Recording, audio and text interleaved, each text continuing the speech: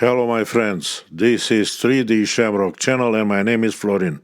I designed the parts for a light box, which has inside an RGB neon rope and the front cover displaying a text.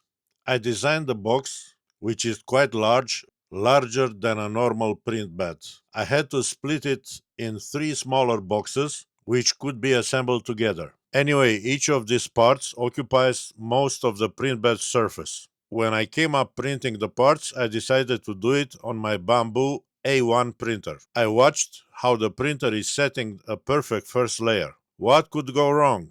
Well, as far as the parts were printing up, the box corners start lifting up from the print bed. I mean, the part base was so deformed that the parts were unusable. I tried to redesign the box shape. I printed multiple variants, but the results was the same. When I was thinking that I was out of options, I printed the same parts on my Bambu P1S, and the print was flawless. No corner lifting, no nothing. Everything looked like they were designed. The only reason I could think this happened on my A1 printer is that because the printer is open. The temperature in my printing room is quite cool and makes the plastic contracting as the parts gain in volume, while the print bed temperature is 60 or 55 centigrade degrees. While on P1S, the air temperature inside the closed printer is much higher and the parts doesn't have the same contraction. So I cannot really blame the printer quality for this failure.